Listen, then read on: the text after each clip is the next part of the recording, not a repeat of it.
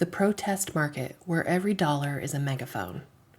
There's a reason your favorite barista knows your name, but the CEO of Target never will.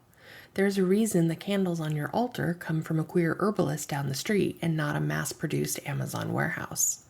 And there's a reason many of us are quietly, or loudly, opting out of bootlicking billion-dollar brands, the ones that bowed when they should have stood and smiled when they should have spoken, because every purchase is a pulse check.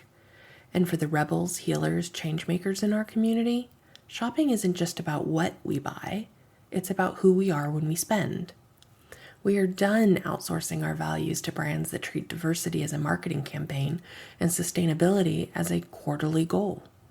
We see what happens when brands shift from allyship to appeasement. We feel the gut punch when inclusive suddenly means inoffensive. We notice when the energy shifts. We saw what happened with Tesla. What once signaled innovation now reeks of arrogance. A car that once whispered future now screams fascist fanboy, and not because of the tech, but because of the man who steers the brand.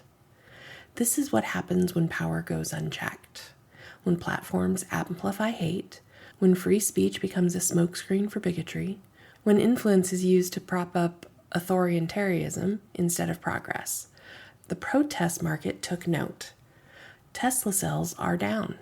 Brand sentiment is plummeting. People aren't just unfollowing, they're unbuying. Because when your purchase helps fund a wannabe dictator, it stops being a vehicle and starts being a vote. And then there's Costco. Where some brands scrambled to appease the backlash, Costco stood firm. When 19 attorneys generals tried to force them to abandon DEI, they responded with conviction, not concession. They affirmed their values, defended their policies, and didn't blink. And guess what? Their brand trust remains sky high. Their membership renewals are solid, and the protest market, it rewarded them with loyalty, dollars, and a deeply rooted kind of respect that no PR firm can buy. So yes, be proud of your Costco membership, babe. I am. Because when they were told to back down, they said hell no. They showed us that you can be big without being a bully, and that matters. Meanwhile, at the protest market, there's no warehouse, only hands. There's no shareholders, only souls. Every dollar becomes a declaration. I refuse to fund the system that exploits me. We're not asking for perfection. We're asking for integrity.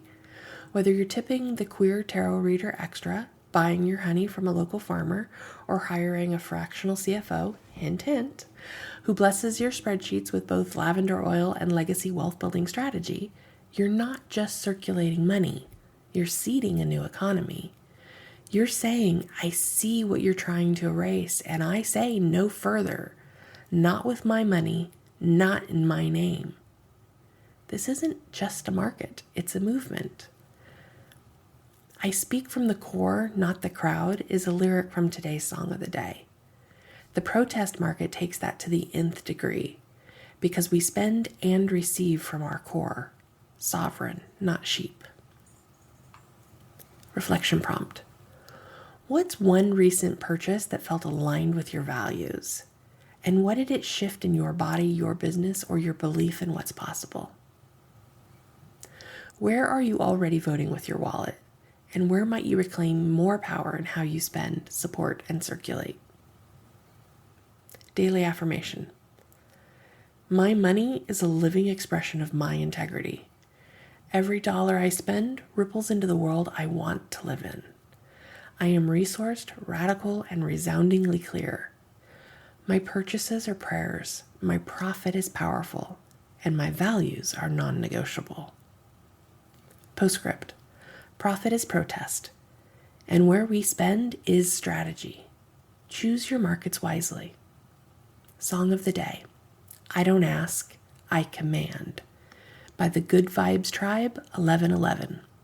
Enjoy!